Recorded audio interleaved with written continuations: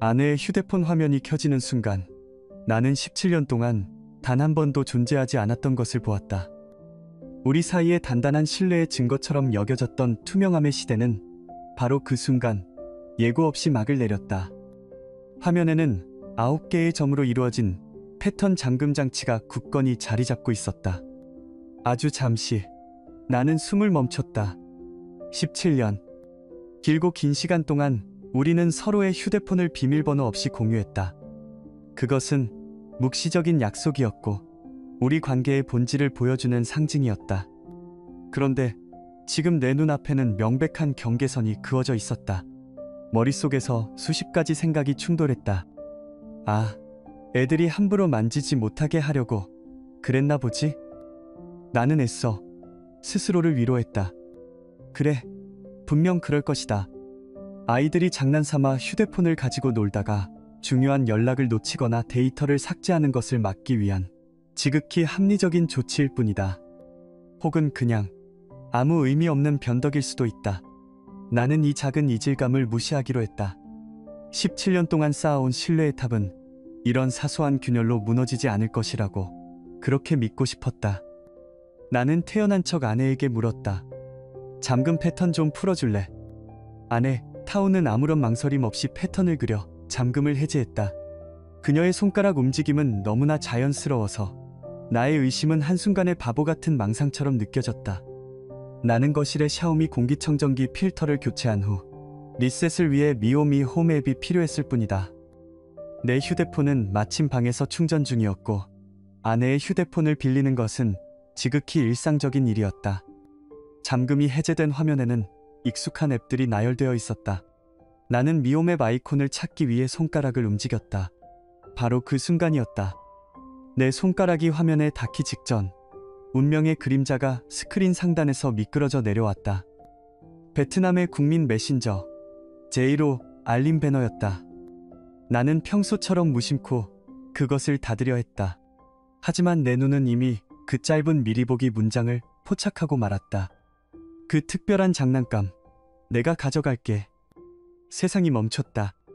420의 후텁지근한 공기도, 귓가에 맴돌던 에어컨의 소음도, 아내의 숨소리마저도 모두 사라졌다. 오직 내 머릿속을 날카롭게 파고드는 이명과 함께 그 문장만이 검은 글씨로 떠다녔다.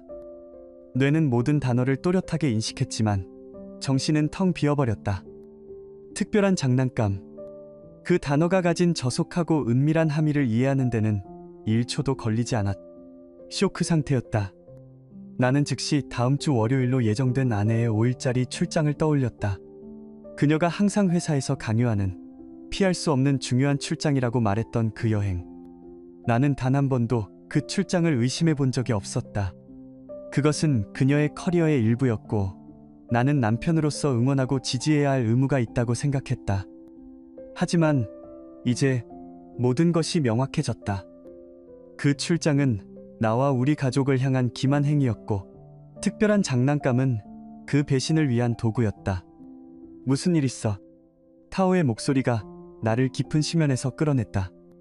나는 천천히 고개를 들었다. 내가 얼마나 오랫동안 미동도 없이 앉아 있었을까? 몇 초, 아니면 몇 분, 알 수 없었다. 나는 그녀의 얼굴을 쳐다보았다. 17년을 함께한 아내의 얼굴. 그리고 다시 방구석에서 조용히 돌아가고 있는 샤오미 공기청정기를 보았다. 아이러니하게도 우리 집의 공기를 정화하기 위해 들여온 기계가 내 인생의 가장 더럽고 추악한 진실을 폭로해버린 것이다. 목구멍이 타는 듯 건조했다. 나는 간신히 목소리를 쥐어짰다. 아니, 그냥 와이파이 연결이 불안정해서 앱이 잘 안 먹네. 내 인생에서 가장 어색하고 서툰 거짓말이었다. 하지만 다행히도 그녀는 믿는 듯했다. 가볍게 고개를 끄덕이고는 다시 자신의 휴대폰으로 시선을 돌렸다. 나는 떨리는 손으로 간신히 공기청정기 필터 리셋을 마치고 그녀에게 휴대폰을 돌려주었다. 최대한 평범하게 아무 일도 없었던 것처럼 행동해야 했다. 하지만 이미 내 안의 세상은 무너져 내렸고 정상적인 것은 아무것도 남아있지 않았다. 그날 밤 나는 17년간 같은 침대를 써온 아내의 옆에 누워 잠을 이룰 수 없었다. 그녀는 내게 완벽한 타인이 되어 있었다. 그녀의 규칙적인 숨소리 하나하나가 역겹게 느껴졌다. 자로 알림 메시지는 사형 선고처럼 내 머릿속에서 끊임없이 반복 재생되었다. 평화로웠던 내 삶은 끝났다. 견고하다고 믿었던 신뢰의 성벽은 한 줄의 메시지에 의해 산산조각 나버렸다. 나는 이제 알아야만 했다. 모든 것을. 이 끔찍한 배신의 전모를 파헤쳐야만 했다. 분노와 고통 속에서 뒤척이던 그때 한 가지 중요한 사실이 번개처럼 뇌리를 스쳤다. 어제 타오는 내 노트북으로 제로에 접속했었다. 그리고 그녀는 거의 항상 로그아웃하는 것을 잊어버린다. 희망인지 절망인지 모를 빛 한 줄기가 어둠 속에서 떠올랐다. 진짜 지옥의 문은 어쩌면 이제 막 열리려는 참이었다. 칠흑 같은 어둠 속에서 나는 유령처럼 침대에서 빠져나와 서재로 향했다. 고요한 집 안에서는 내 모든 움직임이 과장되게 들렸다. 나무 바닥이 삐걱거리는 소리 하나하나가 심장을 옥죄는 듯했고 내 숨소리마저 아내의 잠을 깨울까 두려웠다. 방문을 닫고 노트북을 켰을 때 차가운 푸른빛이 어둠에 익숙해진 내 눈을 찔렀고 잠 못 이룬 내 얼굴을 병자처럼 창백하게 비추었다. 그 순간 나는 희망과 절망의 갈림길에 서 있었다. 어쩌면 모든 것이 나의 끔찍한 오해일지도 모른다는 신락 같은 희망, 그리고 판도라의 상자를 여는 것에 대한 극한의 공포. 어제 아내가 사용했던 내 노트북. 그녀는 제로에서 로그아웃하는 것을 잊었을까? 내 심장은 전쟁의 북소리처럼 미친 듯이 울려댔다. 마우스 커서가 자로 아이콘 위에서 망설였. 이 클릭 한 번으로 내 세상이 송두리째 무너질 수도 있었다. 나는 심호흡을 하고 클릭했다. 그리고 나는 나락으로 떨어졌다. 그것은 단순한 추락이 아니었다. 발밑이 꺼지며 끝을 알 수 없는 심연으로 빨려 들어가는 느낌이었다. 내 눈앞에 펼쳐진 것은 단순한 메시지 몇 개가 아니었다. 그것은 정갈하게 정리된 디지털 인터페이스의 형태를 한 거대한 배신의 기록 보관소였다. 지난 18개월, 무려 1년 반이라는 시간 동안 나는 아무것도 모른 채 기만당해왔다. 화면을 가득 채운 대화 목록의 상대는 꽝민 쾅민 H라는 이름의 남자였다. 스크롤을 내려도 대화는 끝이 보이지 않았다. 마치 영원히 이어질 것 같은 그들의 기록은 작년 2월에 시작되었다. 수만 개의 메시지, 수백 장의 사진, 그리고 수십 개의 영상들이 18개월간의 추악한 역사를 증명하는 명백한 증거가 되어 나를 조롱하고 있었다. 나는 숨쉬는 것조차 잊은 채 그들의 대화를 읽어내려갔다. 내용은 참혹했다. 노골적인 성적 농담, 서로에게 보낸 외설적인 사진들, 심지어는 관계를 맺는 모습을 담은 영상까지 있었다. 나는 떨리는 손으로 영상 하나를 클릭했다. 소리는 켜지 않았다. 익숙한 호텔의 벽지가 보였다. 작년 여름 아내가 긴급 출장이라며 떠났던 다낭의 그 호텔이었다. 화면 속에서 웃고 있는 아내의 모습은 내가 아는 그녀가 아니었다. 그들은 아내의 수많은 출장지에서 미래를 즐겼고 내가 심장병 전문의로서 병원에서 환자들을 위해 초과 근무를 하는 동안 그들은 바로 이 집, 우리의 보금자리에서 만나기도 했다. 내장을 도려내는 듯한 고통이 밀려왔다. 하지만 나를 가장 깊은 절망으로 밀어넣은 것은 다른 종류의 배신이었다. 아내는 그 남자에게 나의 모든 것을 이야기했다. 내가 밤새 뒤척이며 털어놓았던 직장에서의 불안감, 미래에 대한 두려움, 심지어는 나만이 가진 가장 은밀한 신체적 비밀까지도. 그것들은 두 사람 사이의 웃음거리가 되어 있었다. 한 번은 내가 연로하신 부모님의 건강 문제로 아내의 품에서 눈물을 보인 적이 있었다. 아내는 그 이야기마저 꽝민에게 전하며 나를 유약한 남자라고 비웃었고 꽝민은 웃는 이모티콘으로 화답했다. 내가 아내에게만 보여주었던 가장 연약한 모습들이 이제는 낯선 남자의 조롱거리로 전락한 것이다. 그녀는 내 옆에 누워 잠든 내 등을 어루만지며 그에게 사랑해라고 속삭였다. 그들이 주고받은 달콤한 메시지들은 내 심장에 밝힌 비수와 같았다. 기억이 파편처럼 떠올랐다. 꽝민, 아내의 회사 파티에서 2번 정도 마주쳤던 남자. 그녀보다 어린, 이미 가정이 있고 아이가 셋이나 있는 남자였다. 나는 그를 만났을 때 아내의 유능한 부하 직원이라 생각하며 칭찬을 아끼지 않았다. 그는 내게 다가와 아내와 같은 훌륭한 사람과 함께 일하게 되어 영광이라고 말했다.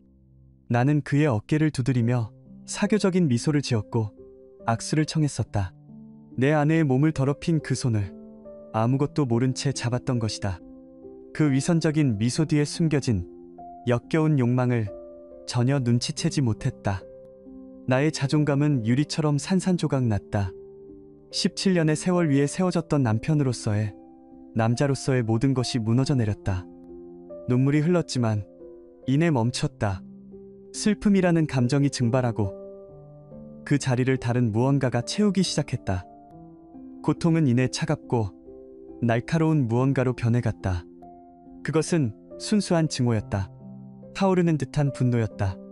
내 아내 타오에 대한 증오, 그리고 그녀의 남자 꽝민에 대한 살이에 가까운 분노. 나는 이 배신을 그냥 넘어갈 수 없었다. 그들은 대가를 치러야만 했다.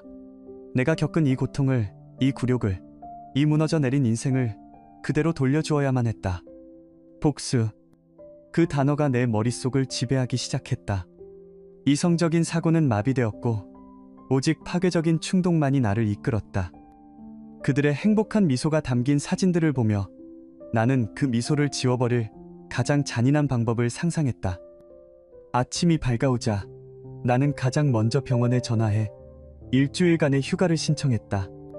집안에 급한 일이 생겼다는 거짓말을 했다. 나에겐 시간이 필요했다. 이 모든 증거를 정리하고 이 감정을 소화하고 그리고 무엇보다도 완벽한 복수를 계획할 시간이. 혼자서는 감당할 수 없었다. 나는 내 가장 친한 친구 탄에게 전화를 걸었다. 이혼을 3번이나 겪은 그라면 이 지옥 같은 현실을 털어놓고 조언을 구할 수 있을 거라 생각했다. 이제 복수의 첫걸음을 뗄 차례였다. 피비린내 나는 복수극의 막이 오르고 있었다. 분노와 고통 속에서 벗어나기 위해 내가 가장 먼저 한 일은 내 가장 친한 친구 박현수에게 전화를 건 것이었다. 그는 인생의 쓴맛 단맛을 다 본 이혼만 3번 겪은 남자였다. 나는 그를 결혼의 순교자라고 놀려댔지만 이 지옥 같은 현실을 털어놓을 수 있는 사람은 그뿐이었다. 수화기 너머로 내갈라진 목소리를 들은 현수는 욕설을 한번 내뱉더니 차갑고 단호한 목소리로 말했다. 지훈아, 3번의 실패 끝에 내가 배운 게 딱 하나 있어. 뜨거운 가슴은 정의를 가져다 주는 게 아니라 전과를 가져다 줄 뿐이야. 넌 건물을 짓는 사람이잖아. 구조를 이해한다고. 내 손으로 내 인생을 철거하지 마. 전문가를 고용해. 당장 미친 짓은 그만두고 변호사부터 찾아. 이 바닥에서 가장 독하고 비싼 사람으로. 그의 말이 맞았다. 하지만 이성이 분노를 이기기엔 역부족이었다. 전화를 끊고 나는 복수의 건축가가 되었다. 내 머릿속에서 한 편의 잔혹한 영화가 상영되기 시작했다. 내가 직접 감독하고 주연을 맡는 완벽한 복수극. 할리우드 영화보다 더 극적인 시나리오였다. 내 인생이라는 건축물이 아내의 배신으로 무너져 내렸으니 이제 나는 그들의 인생을 무너뜨릴 완벽한 구조를 설계해야 했다. 첫째, 나는 아내 서유진과 그 남자가 미래를 가질 제주도 호텔로 날아간다. 건축가로서의 내 지식을 총동원하여 호텔의 구조적 약점을 파악하고 그들의 스위트룸 키를 손에 넣는 것은 어려운 일이 아니다. 둘째, 18개월간의 배신이 담긴 600페이지 분량의 자로 메시지 전체를 최고급 용지의 컬러로 인쇄한다. 그들의 역겨운 사진들이 선명하게 살아나도록, 그들이 나눈 추악한 대화들이 잉크 냄새를 풍기도록. 셋째, 그들의 방에 몰래 들어가 마치 장례식의 수위처럼 새하얀 침대 시트 위에 그 증거들을 펼쳐놓는다. 그리고 그 중앙에는 우리의 결혼 반지를 올려놓는다. 관계의 종말을 구하는 차가운 상징물처럼. 넷째, 나는 호텔 라운지 바에 앉아 18년산 싱글 몰트 스카치를 주문하고 아내의 전화가 미친 듯이 울려대는 것을 지켜본다. 마지막으로 혼비백산하여 달려내려온 아내와 그 남자 앞에서 나는 그 남자의 귀에 대고 속삭일 것이다. 이것과 똑같은 소포가 당신의 집으로도 배달되었어. 수신이는 당신 아내 이름으로. 이 얼마나 완벽한 계획인가. 이것은 단순한 복수가 아니었다. 그것은 예술이었다. 무질서의 질서를 부여하는 행위. 내 무너진 자존감을 재건하는 의식이었다. 그날 오후 나는 현수가 소개해준 강남의 한 초고층 빌딩으로 향했다. 얼음 마녀라는 별명으로 더 유명한 최서연 변호사의 사무실이었다. 내 마음속의 혼돈과는 대조적으로 그녀의 사무실은 차가운 대리석과 유리로 이루어져 비인간적일 정도로 고요하고 질서정연했다. 벽에 걸린 추상화마저도 계산된 혼돈처럼 보였다. 통유리 너머로 보이는 서울의 전경은 마치 현실감 없는 거대한 모형 같았고 내게는 아무런 감흥도 주지 못했다. 최서연 변호사는 나와 비슷한 나이였지만 그 눈빛은 모든 것을 꿰뚫어보는 듯 날카롭고 냉정했다. 나는 자리에 앉아 모든 것을 털어놓았다. 18개월간의 기만, 그리고 내가 설계한 완벽한 복수 계획까지도. 그녀는 내 이야기가 끝날 때까지 단 한 번도 말을 끊지 않고 들었다. 그저 가끔씩 펜으로 노트를 두드릴 뿐이었다. 그리고 잠시의 침묵 후 그녀가 입을 열었다. 그녀의 목소리는 부드러웠지만 그 내용은 얼음장처럼 차가웠다. 강지훈 씨, 당신의 계획은 정말 영화 같군요. 스릴러 영화 시나리오로는 훌륭합니다. 그녀는 잠시 말을 멈추고 나를 똑바로 쳐다보았다. 하지만 현실에서 당신은 어떻게 될까요? 첫째, 호텔 방에 들어간 행위는 주거 침입죄입니다. 둘째, 그 남자의 아내에게 연락하겠다고 협박하는 것은 협박죄가 될 수 있습니다. 결국 남는 것은 법적 다툼뿐이고 감정적인 대응은 당신을 피해자가 아닌 가해자로 만들 뿐입니다. 언론은 이렇게 떠들겠죠. 유명 건축가, 아내의 외도에 이성 잃고 미쳐 날뛰다. 이게 당신이 원하는 헤드라인인가요? 그녀의 말은 내 뜨거운 분노, 위로 쏟아지는 한겨울의 폭포수와 같았다. 그렇다. 그녀가 옳았다. 할리우드식 복수는 현실에서는 통하지 않는다. 나는 패배감을 느꼈다. 내 유일한 탈출구였던 복수의 환상이 산산조각 났기 때문이다. 그녀의 논리정연한 분석 앞에서 내 복수 계획은 한낱 어린애의 치기 어린 망상처럼 보였다. 하지만 사무실을 나오면서 내 안의 분노는 사라지지 않았다. 오히려 그 형태를 바꾸었다.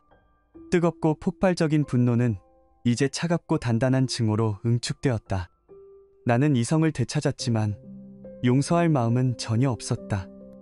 최 변호사의 조언대로 미친놈처럼 행동하지는 않겠지만 그들에게 고통을 주겠다는 결심은 더욱 확고해졌다. 복수의 설계도는 폐기되었지만 복수의 의지는 강철처럼 단단해졌다. 나는 집으로 향하지 않았다. 대신 충무로의 24시간 인쇄소로 차를 몰았다. 내 USB에 담긴 600페이지 분량의 PDF 파일. 그것은 이제 거창한 복수 계획의 일부가 아니었다. 그것은 다가올 전쟁에서 내가 사용할 유일하고도 가장 강력한 무기였다. 컬러로, 최고급 용지로 전부 인쇄해주세요. 젊은 직원은 파일의 첫 페이지에 있는 노골적인 사진을 보고는 당황하여 시선을 피했다. 그의 동정 어린 시선을 받으며 나는 주저없이 카드를 내밀었다. 잠시 후 인쇄기에서 쏟아져 나온 종이 뭉치들은 묵직했다. 이것은 이제 단순한 종이 뭉치가 아니었다. 이것은 나의 무기이자 나의 심판이었다. 나는 이 무거운 배신의 무게를 품에 안고 우리의 지옥이 될 집으로 향했다. 저녁 7시 30분, 익숙한 현관문 비밀번호 누르는 소리가 들렸다. 나는 소파에 앉아 미동도 하지 않았다. 거실의 모든 것이 평소와 같았지만 공기는 달랐다. 마치 폭풍 전야의 무거운 습기처럼 침묵이 내 어깨를 짓눌렀다. 내 옆에는 묵직한 서류 묶음 3개가 놓여 있었다. 18개월간의 배신을 압축한 600페이지짜리 증거물. 집으로 돌아와 샤워를 하고 가장 편안한 옷으로 갈아입었다. 마치 중요한 연극을 앞둔 배우처럼 나는 무대 뒤에서 마지막 순간을 기다리고 있었다. 심판의 시간이었다. 다녀왔어요, 여보. 평소와 다름없는 서유진의 목소리. 하지만 오늘따라 그 목소리는 내 신경을 쇳소리처럼 긁어댔다. 그녀는 현관에 들어서며 소파에 지친 듯 누워있는 나를 보고 물었. 오늘 많이 피곤했나 봐요. 나는 천천히 상체를 일으켜 그녀를 마주보았다. 내 눈은 감정을 읽을 수 없는 차가운 유리굿을 같았을 것이다. 나는 아무 대답도 하지 않았다. 그저 그녀를 뚫어지게 쳐다볼 뿐이었다.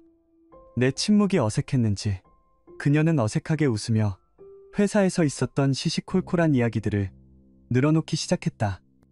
상사의 멍청한 농담, 새로 시작한 프로젝트의 어려움, 그 모든 것이 소음처럼 귓가를 스쳐 지나갔다. 그녀의 미소는 이제껏 본 그 어떤 것보다도 역겹고 가식적으로 보였다. 더 이상 참을 인내심이 없었다. 나는 그녀의 말을 끊고 얼음처럼 차가운 목소리로 물었다. 심장이 잠시 멈추는 것 같았지만 내 목소리는 흔들리지 않았다. 한 가지만 물어볼게. 다음 주 제주도 출장 가방에 왜 원격 조종이 되는 성인용품을 챙겨 넣은 거지? 단 한마디. 그 한마디에 거실의 모든 공기가 얼어붙었다. 유진의 얼굴에서 미소가 증발했다. 대신 그 자리에는 순수한 당혹감과 대체 무슨 소리를 하는 거지? 라는 듯한 표정이 스쳐 지나갔다. 그리고 잠시 후 그녀의 눈동자에 공포가 밀려왔다. 퍼즐 조각이 맞춰지기 시작한 것이다. 그녀의 얼굴이 새하얗게 질려갔다. 핏기가 사라진 입술이 가늘게 떨렸고 가슴이 가쁘게 오르내리는 것이 눈에 보였다. 이마에는 식은땀이 송골송골 맺히기 시작했다. 그녀는 무언가 말을 하려 했지만 의미 없는 단어들만 겨우 내뱉을 뿐이었다. 무슨, 누가, 뭘, 그게 왜? 바로 그때였다. 나는 테이블 아래에 있던 3개의 서류 묶음을 꺼내 유리 테이블 위에 올려놓았다. 쿵, 쿵. 둔탁한 소리가 정적을 깨고 섬뜩하게 울려 퍼졌다. 마치 사형 선고를 내리는 의사봉 소리처럼. 김민준 씨, 아내분은 이 사실을 아시나? 내 목소리는 조금의 흔들림도 없었다. 유진은 그 자리에 무너져 내렸다. 그녀는 바닥에 주저앉아 아이처럼 울기 시작했다. 용서해달라고, 모든 것을 설명할 수 있다고, 이건 실수였다고 애원했다. 나는 차갑게 말했다. 5분 주지. 물론 그녀는 아무것도 설명하지 못했다. 그녀의 변명은 그저 뒤죽박죽인 거짓말의 나열일 뿐이었다. 그건 그냥 호기심이었어. 아무 의미도 없어. 당신을 사랑해, 정말이야. 나는 말없이 휴대폰을 꺼내 자로를 열었다. 그리고 김민준의 아내 프로필 사진을 그녀의 눈앞에 들이밀었다. 내 엄지손가락은 전송 버튼 위에 놓여 있었다. 네가 직접 말할래? 아니면 내가 지금 보낼까? 눈물, 애원, 그리고 사랑한다는 뻔한 고백들. 그 어떤 것도 내 마음을 움직이지 못했다. 오히려 경멸감만 더할 뿐이었다. 그녀는 이렇게 말했다. 제발, 우리 사이에 쌓아온 세월을 생각해서라도 이건 아니야. 이건 실수. 나는 코웃음을 쳤다. 나는 서류 묶음 하나를 집어들었다. 실수가 18개월 동안 계속되나? 실수가 600페이지를 채울 수 있나? 이건 실수가 아니야, 서유진. 이건 당신의 선택이었고 당신의 또 다른 인생이었어. 그리고 나는 망설임 없이 전송 버튼을 눌렀다. 18개월간의 배신이 담긴 파일이 또 다른 한 여성의 삶을 파괴하기 위해 날아갔다. 나는 자리에서 일어나 서류 묶음의 첫 페이지를 펼쳤다. 그리고 그들의 달콤한 메시지들을 큰 소리로 읽기 시작했다. 마치 연극 대사를 읊는 배우처럼 일부러 과장된 감정을 실어서 자기만 내 곁에 있어준다면 세상 모든 걸 다 가진 기분일 거야. 정말 감동적인 대사로군. 유진아, 이거 기억나? 당신이 이 메시지를 보냈을 때 난 어머니 병간호 때문에 병원에서 밤새우고 있었는데 나는 다음 장을 넘겼다. 당신은 내가 만나본 어떤 여자보다 뜨거워. 김민준 씨, 문장력이 제법인데 당신 아내도 이 문장력을 알면 참 좋아하겠어. 유진은 비명을 지르며 내게 매달렸다. 우리 결혼 생활이 이 실수 하나로 무너질 수 없다고 울부짖었다. 나는 그녀를 뿌리치고 그녀의 눈을 똑바로 쳐다보며 마지막 판결을 내렸다. 내 목소리는 더 이상 분노로 떨리지 않았다. 그저 지독한 피로감과 경멸만이 남아 있었다. 실수라고. 아니, 이건 선택이었어. 당신은 나를, 그리고 우리의 17년을 버리기로 선택한 거야. 집안은 다시 고요해졌다. 이제 남은 것은 그녀의 절망적인 흐느낌과 내 안의 거대한 공허함뿐이었다. 심판은 끝났다. 하지만 내 마음속에는 어떤 해방감도 승리감도 없었다. 모든 것이 파괴된 폐허 속에 나 홀로 서 있는 기분이었다. 전쟁은 끝났지만 이제부터가 진짜 지옥의 시작이라는 것을 직감했다. 이 잔해들을 치우는 것은 온전히 나의 몫으로 남겨졌다. 심판이 끝난 후 집안은 묘지처럼 고요했다. 남은 것은 아내 타오의 절망적인 흐느낌과 내 안의 거대한 공허함뿐이었다. 전쟁은 끝났지만 폐허를 정리하는 일은 이제부터 시작이었다. 나는 그녀가 만든 폭풍의 잔해를 치우는 대신 그 폭풍을 그녀 삶의 모든 구석구석으로 몰고 가기로 결심했다. 대면 이틀 후인 토요일, 나는 거의 잠을 이루지 못했다. 머릿속은 미래에 대한 어두운 생각들로 가득 차 있었다. 나는 부엌으로 가 나 자신을 위해 간단한 계란 프라이를 만들었다. 그때 타오가 부엌으로 들어와 훌쩍이며 내게도 하나 만들어줄 수 있냐고 겁먹은 목소리로 물었다. 나는 아무 말도 하지 않았다. 나는 조용히 내 계란이 담긴 접시를 들어 그녀의 눈앞에서 쓰레기통에 쏟아부었다. 유치한 행동이라는 것을 안다. 하지만 그 순간 나는 가능한 모든 방법으로 그녀에게 상처를 주고 싶었다. 그 후 거실로 들어가 오디오 시스템을 켜고 시끄러운 녹음악을 틀었다. 그녀의 목소리를 듣지 않기 위해 볼륨을 최대로 높였다. 나는 소파에 앉아 스스로를 고문하는 행위, 이른바 고통 쇼핑을 시작했다. 3권의 서류 뭉치를 펼쳐놓고 모든 메시지를 시간 순서대로 다시 읽었다. 모든 거짓말, 모든 배신을 다시 맛보았다. 내 안에 무언가가 모든 진실을 기억해서 절대로 용서하지 않기 위해 이 모든 것을 새겨 넣어야 한다고 속삭였다. 오후가 되자 타오가 다시 다가왔다. 이번에는 분노에 찬 얼굴이었다. 그녀는 내가 꽝민의 아내에게 모든 것을 알린 것이 무슨 이득이 있냐고 따져 물었다. 나는 그녀를 잠시 쳐다보았다. 적어도 그 여자는 자신의 미래에 대해 현명한 선택을 할 권리가 있어. 아무것도 모른 채 배신자에게 인생을 바치는 희생자가 되는 대신에 말이야. 내 차가운 목소리에 그녀의 얼굴에서 분노가 사라지고 다시 두려움이 피어올랐다. 그녀가 소파에 주저앉아 넋나간 사람처럼 우는 동안 내 머릿속에서는 또 다른 계획이 세워지고 있었다. 나는 그녀의 회사, 인사 규정 및 내부 고발 핫라인 번호를 찾아냈다. 나는 침착한 목소리로 상세한 메시지를 남겼다. 타오 직원과 그녀의 부하 직원인 꽝민이 회사의 보안이 취약한 자로 메신저를 통해 고객의 민감한 의료 데이터를 포함한 정보를 교환했으며 두 사람 사이에 부적절한 관계가 있다는 사실을 알렸다. 일요일, 나는 차를 몰아 두 딸, 마이와 린을 만나러 갔다. 내가 키운 아이들이지만 모든 것이 무너진 지금 내 감정은 복잡했다. 나는 아이들에게 모든 것을 솔직하게 말했다. 엄마가 나를 배신했고 며칠 안에 이 집을 떠나야 할 것이라고. 나는 다 자란 두 딸의 눈을 똑바로 바라보며 말했다.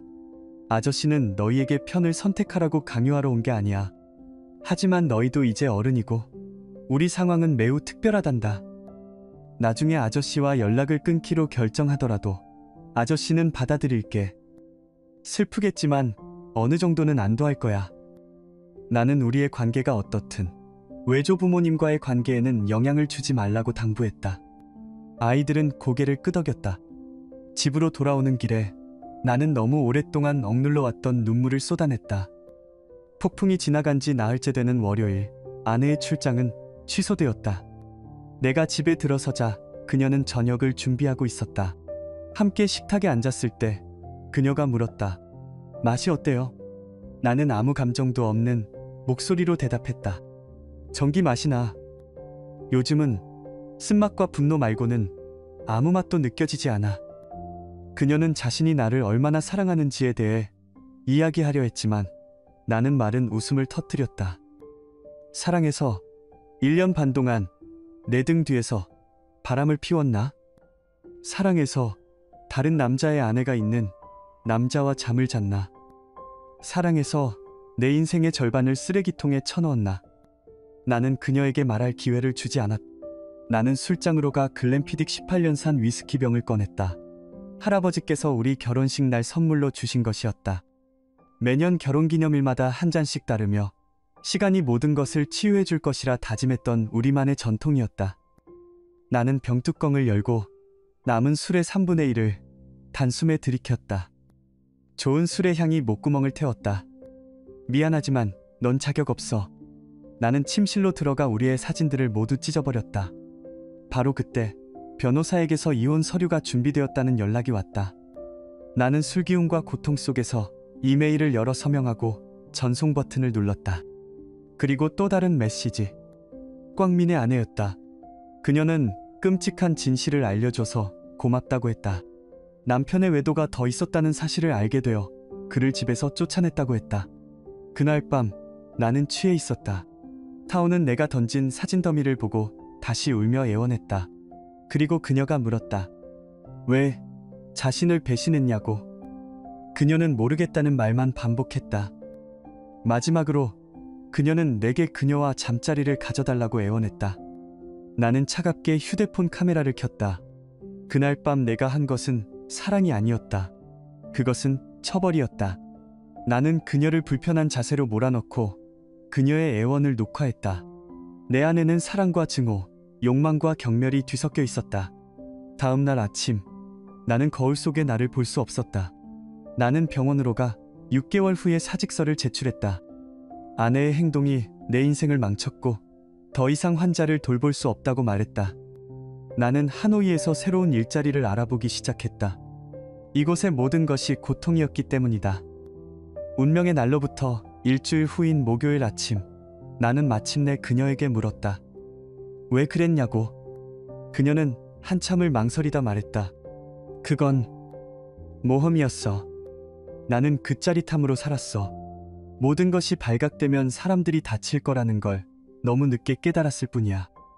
모험, 약간의 흥분, 그것이 이유였다.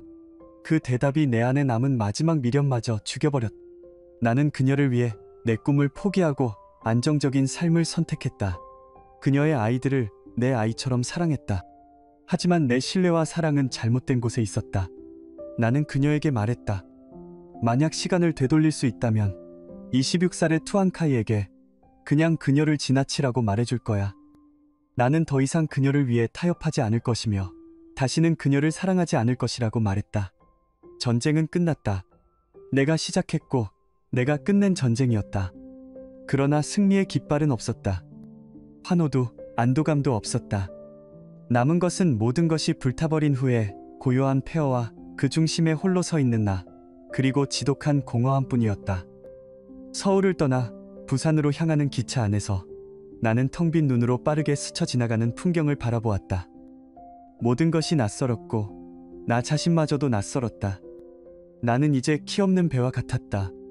망망대해에 표류하며 어디로 가야 할지, 무엇을 해야 할지 전혀 알 수 없는 상태. 지난 몇 주간 나를 이끌었던 분노와 복수심이라는 거친 바람은 이제 멎었다. 그러자 돛은 힘없이 축 늘어졌고 배는 그저 파도에 몸을 맡긴 채 떠다닐 뿐이었다. 별도 없고 나침반도 없는 밤바다 위에서 나는 완벽한 길을 잃었다. 복수는 달콤하다고 누가 말했던가? 그것은 거짓말이다. 복수는 공허했다. 나는 아내 서유진의 인생을 무너뜨렸다. 그녀의 사회적 명예, 그녀의 직업, 그리고 그녀의 자존심까지. 내가 설계한 대로 모든 것을 파괴했다. 하지만 그 결과는 무엇이었나? 내 상처가 치유되었나? 아니, 내 고통이 줄어들었나? 전혀. 오히려 더 깊은 수렁에 빠진 기분이었다. 나는 그녀를 파괴함으로써 나 자신도 함께 파괴했다는 사실을 너무 늦게 깨달았다. 우리는 서로에게 상처를 입힌 채 각자의 폐허 속에서 서서히 가라앉고 있었다. 17년. 우리의 결혼 생활은 대체 무엇이었을까? 그녀가 말한 모험이라는 한 단어에 송두리째 부정당한 나의 헌신과 사랑은 이제 어디로 가야 하는가? 함께 웃었던 순간들, 서로를 위로했던 밤들, 아이들의 성장을 지켜보며 느꼈던 그 모든 감정들이 이제는 잘 짜인 연극의 한 장면처럼 느껴졌다.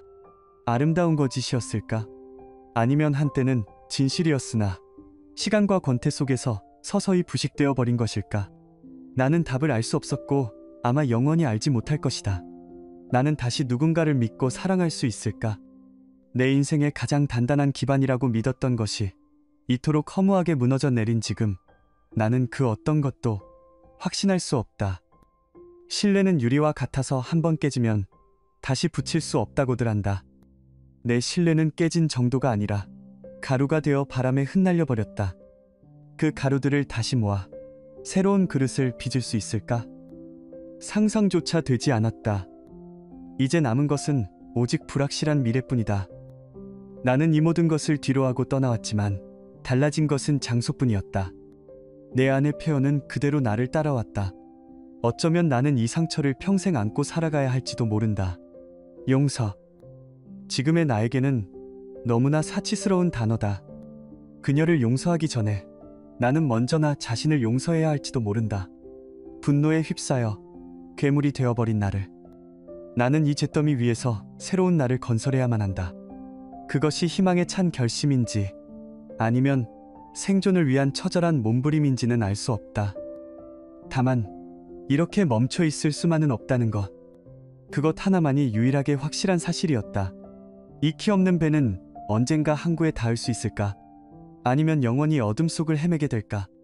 지금의 나로서는 그 답을 알 수 없었다.